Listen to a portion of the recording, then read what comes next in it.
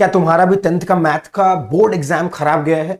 तो बिल्कुल परेशान नहीं हो बच्चों, आज मैं आपके उन सारे जो आपके मन में ख्याल आ रहे हैं ना कि यार मेरा पेपर खराब हुआ है तो चेकिंग कैसी होने वाली है, क्या नंबर किस तरीके के मिलेंगे, स्टेप मार्किंग हो रही है कि नहीं हो रही है, या लीनियंट चेकिंग होगी कि हार्ड होने वाली है, या कुछ हमें रिलैक्सेशन मिलेगा कि नहीं मिलेगा, पेपर हार्ड बना था, और अगर मार्क्स हमारे उम्मीद वाले नहीं आ रहे, हमारे मन के नहीं आ रहे, तो क्या मुझे इंप्रूवमेंट देना चाहिए, या वो क्या केस है, या वो क्या सिचुएशन और कंडीशन है जब हमें इंप्रूवमेंट एग्जाम देना चाहिए। अभी हाल ही में सीबीएसई ने 14 फरवरी 2026 को सीबीएसई बोर्ड ने एक सर्कुलर जारी किया है बच्चों। वो सर्कुलर मैं तुम्हें दिखाता हूं, ठीक है ना, आज उस पर भी बात करेंगे हम लोग। ये रहा वो सर्कुलर जो कि तुम्हारा आया हुआ है बच्चों, थोड़ा विजिबिलिटी कम होगी, 1 मिनट, ये देखो, ये सर्कुलर तुम्हारा आया हुआ है बच्चों 14 फरवरी 2026 को, और इसके अंदर जो आपका 2 बोर्ड एग्जामिनेशन है क्लास 10th में, उसके ऊपर एक क्लैरिफिकेशन पूरा नोट आया हुआ है। तो आज हम इसके ऊपर भी बात करेंगे, कुछ 10-15 मिनट लगेगा, आपको हर एक चीज, हर एक जवाब आज आपको मिल जाने वाला है। जिस चीज को भी लेकर के आप परेशान हैं पेपर खराब होने के बाद, सब दिक्कत दूर हो जाएगी। पूरी वीडियो देख लेना, पूरे डाउट्स क्लियर हो जाएंगे तुम्हारे एग्जाम्स को लेकर के। सबसे पहले अगर हम बात करें बच्चों, सबसे पहले जस्ट मिनट,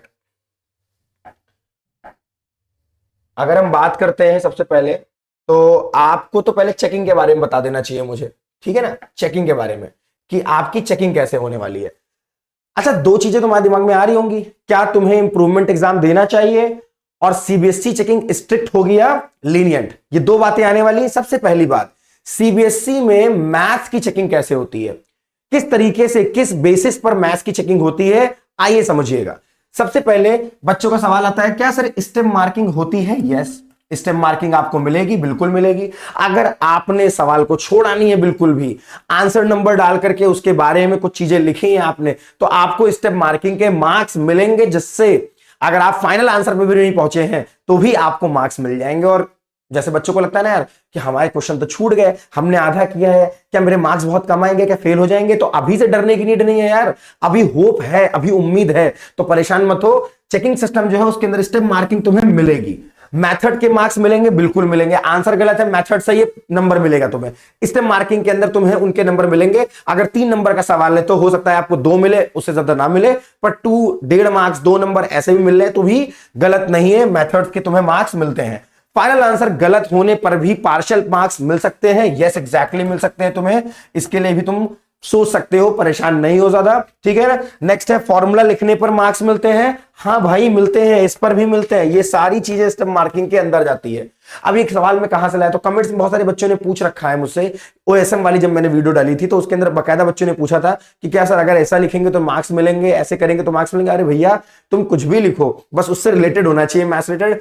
सलीमा के गाने मत लिख देना बस, है ना, सिनेमा के गाने मत लिखना। बाकी अगर आप उस टॉपिक से रिलेटेड लिखते हैं तो आपको स्टेप मार्किंग में नंबर मिलेंगे। और क्योंकि पेपर हार्ड हुआ इसलिए कॉपी की जो चेकिंग होने वाली है वो बेटा लीनियंट होने वाली है, तो बिल्कुल परेशान मत हो। अगर पेपर टफ आता है तो फिर आपका जनरलाइजेशन में आपको 3 से 5 मार्क्स तक का ग्रेस मार्क्स भी मिलता है, ये अच्छी बात है। अगर पेपर इजी हुआ तो 1 से 3 नंबर का ग्रेस मार्क्स मिलता है, और अगर पेपर टफ आ रहा है तो उसमें आपका 3 से 5 नंबर तक का भी ग्रेस मार्क्स मिल सकता है, जो कि बहुत अच्छी बात है, ठीक है।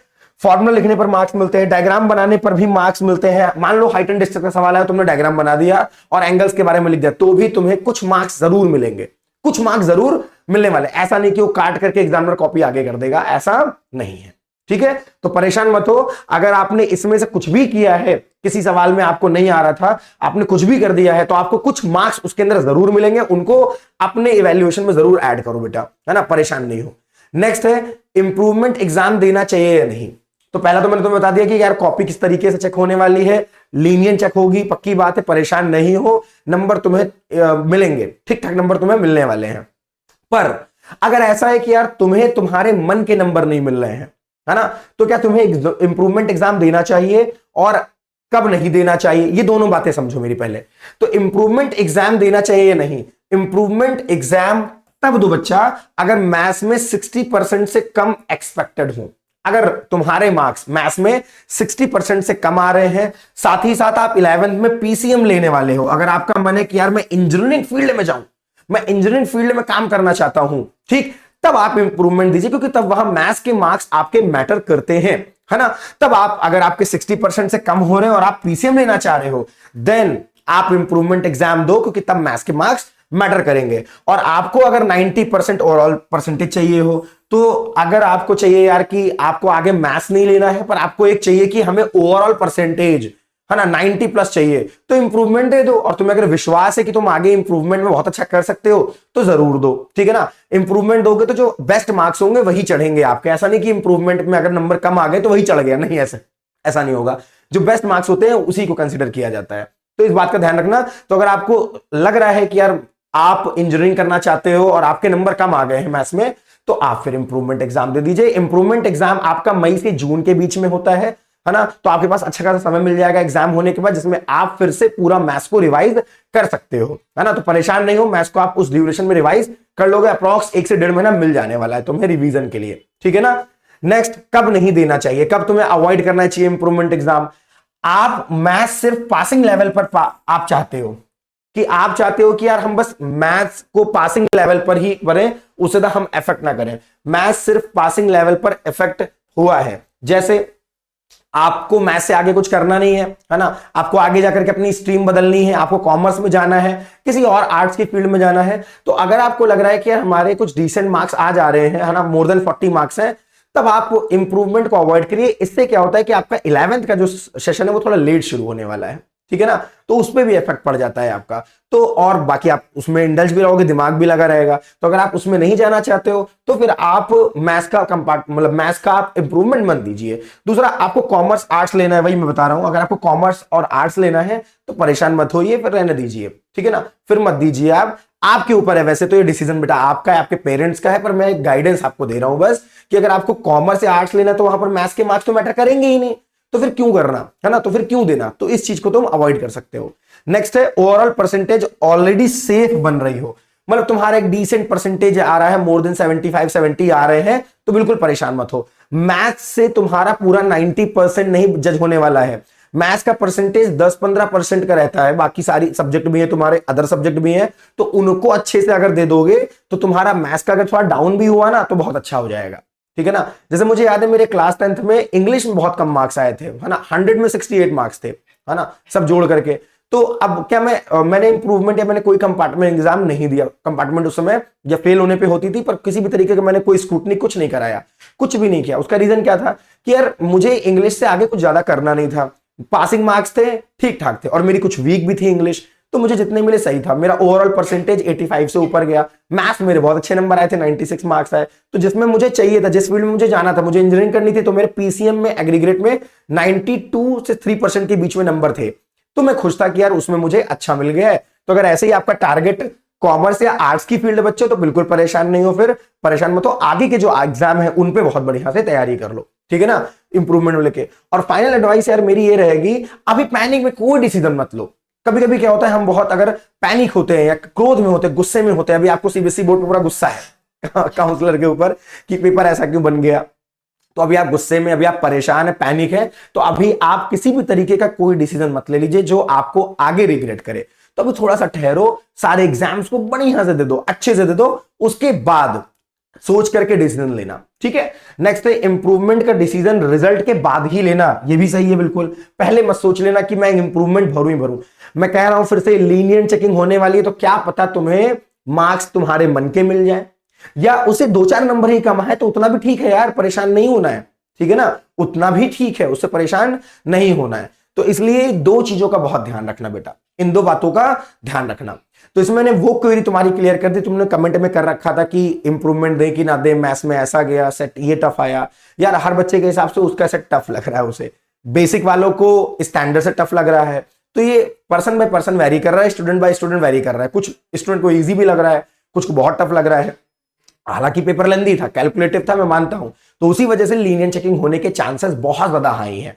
पिछले 9 सालों से मैं पढ़ा रहा हूं, जब जब ऐसे एग्जाम पेपर आए जहां पर आपका पेपर टफ आया है, वहां पर आपकी लीनियंट चेकिंग हुई है कॉपी की, ठीक है। अब मैं आपको वो बताता हूं, ठीक है ना, सुनिएगा ध्यान से, जो सर्कुलर आया हुआ है, ठीक है ना, अब थोड़ा सा आपको विजिबल नहीं होगा, 1 मिनट, ये देखिए, ठीक। अब ये आपका रहा सर्कुलर जो कि सीबीएसई बोर्ड ने लेटेस्ट बिल्कुल 14 फरवरी को, है ना, 14 फरवरी को क्या किया है, पास किया है, और जिसके अंदर इन्होंने क्लैरिफिकेशन दिया है, पूरा पूरा पूरा क्लैरिफिकेशन दे रखा है टू बोर्ड सिस्टम को लेकर के। तो हालांकि मैं इसे अपने टेलीग्राम चैनल पर डाल दूंगा, है ना, आप लोग वहां से भी मिल जाएगा आपको पूरा ये। अदरवाइज आप इसको एक बार जरूर पढ़िएगा, मैं आपको मेन पॉइंट बताता हूं इसके बारे में, ठीक है ना। तो यहां पर रिक्वेस्ट आई थी stating that because of some reasons student will not able to appear the in the first board examination of class 10th।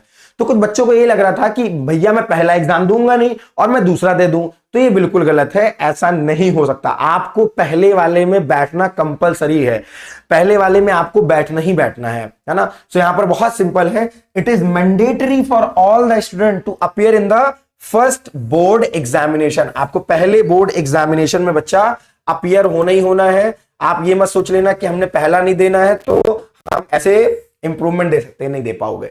फिर नेक्स्ट है, all passed and eligible students will be allowed to improve their performance in any of the 3 subjects out of science, mathematics, social science and languages, ठीक है ना। Eligibility आपको criteria बताया गया है। If a student has not appeared in 3 or more subject in first examination, then she will not be allowed in the second examination. अगर आपने इन subjects में से छोड़ दिए पेपर, है ना, तो आपको फिर सेकंड वाले में भैया चांस नहीं मिलने वाला है, फिर रिपीट नहीं कर पाओगे। देख रहे हो, place in the essential repeat category में चले जाओगे, रिपीट कैटेगरी में। तो बचना, सारे एग्जाम अच्छे से देना, ठीक है, उसके बाद ही सोचना। इसलिए मैंने कहा ना, रिजल्ट आने के बाद एग्जाम सारे दो, नहीं भी पढ़े हो तैयार किए जरूर दो, ठीक है ना। उसके आने के बाद आप इंप्रूवमेंट या कंपार्टमेंट की ओर बढ़िएगा, ठीक है। तो ऐसे करके इसके अंदर सारी जानकारी है आपकी for student whose result in the first examination is compartment. मान लो यार तुम्हारा एक डाउट आता है ना कि भैया कंपार्टमेंट लग गया मेरा, तो क्या मैं अब इंप्रूवमेंट दे सकता हूं? साफ साफ लिखा है, such students will be allowed to appear in second examination under compartment category. आप कंपार्टमेंट कैटेगरी में सेकंड एग्जामिनेशन दोगे, जो कि आप हमेशा देते आए हो उस तरीके से, ठीक है।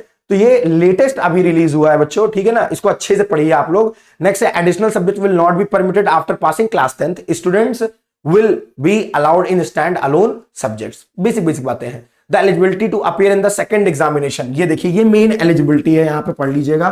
पहला है improvement category up to 3 main subjects. जो आपका इंप्रूवमेंट है वो 3 मेन सब्जेक्ट्स के लिए हो सकता है, ठीक है ना। नेक्स्ट है, फर्स्ट थर्ड चांस कंपार्टमेंट है आपका, ठीक है। जो आपका कंपार्टमेंट वाला पार्ट है उसको बोला गया यहां पर थर्ड कंपार्टमेंट प्लस इंप्रूवमेंट की कैटेगरी में अगर आ रहे हो आप लोग, ये भी इसके अंदर कंसीडर है। नेक्स्ट है, improvement for the student passed by the replacement of subjects, ठीक है ना। तो आप improvement for the subject they रहे हो, students passed by the replacement of the subject के रिप्लेसमेंट के बाद जो आप इंप्रूवमेंट दे रहे हैं उसमें भी आप कंसीडर किए जाओगे। नेक्स्ट है, it is there for clarified, और बाकी सारी चीजें हैं, है ना। और ये रहे हमारे संयम भारद्वाज जी, जो कि आपके कंट्रोलर ऑफ एग्जामिनेशन है सीबीएसई के। तो ये लेटेस्टली आया हुआ पूरा एक नोट है ना, जिसके बारे में अच्छे से पूरी नोटिफिकेशन बढ़िया से बता दी गई है। आप सभी को मैं इसको भेज दूंगा और इसे आप लोग जरूर एक बार पढ़ लीजिएगा, है ना। अगर आप टेलीग्राम चैनल आपको नहीं पता है, सो मैथड, है ना, मैथड के नाम से टेलीग्राम चैनल है, @method official, method official search करोगे तो मैं मिल जाएगा, ठीक है। बाकी तुम मेरे इंस्टाग्राम आईडी पर भी कमेंट कर सकते हो, वहां पर भी मैं तुम्हें ये प्रोवाइड कर दूंगा। सो आई होप आपको अब आपके जितने भी डाउट्स हैं वो क्लियर हो गए होंगे और दिमाग में क्लैरिटी आई होगी। तो पहले सारे एग्जाम तुम्हें अच्छे से देना है, रिजल्ट का वेट करना है, थोड़ा भगवान पे भरोसा रखो यार, अच्छा होगा। तुमने मेहनत करी है, तुमने अच्छा किया है, तो तुम्हारे साथ भी अच्छा होगा, गलत नहीं होगा। अभी से जो सोशल मीडिया पर रूमर्स हैं और चीजें हैं उनको लेकर के परेशान मत हो बच्चा। व्यूज के चक्कर में कुछ लोग आपको भ्रमित कर सकते हैं, पर परेशान मत होइए। इन्हीं सब चक्करों में मैंने देखा बच्चा बिल्कुल इंग्लिश के एग्जाम में, आगे के एग्जाम में पढ़ाई नहीं कर रहा है, इन्हीं सब में लगा हुआ है। तो इसीलिए प्लीज शांति से पढ़ाई करो, अपना काम करते चलो, चीजें अच्छी होंगी, बिल्कुल परेशान मत हो। ऐसे ही गाइडेंस मैं आपको देता रहूंगा, है ना। अगर आपको वीडियो अच्छी लगे और आपके जो डाउट्स हैं वो क्लियर हुए हो तो अपने दोस्तों को भेजना, क्योंकि वो भी परेशान होंगे। शेयर करना उनको और चैनल को सपोर्ट करना, सब्सक्राइब करना। मिलते हैं हम लोग अपनी नेक्स्ट वीडियो में। आज की इस वीडियो में इतना ही। Thank you, bye. बढ़िया करोगे तुम लोग।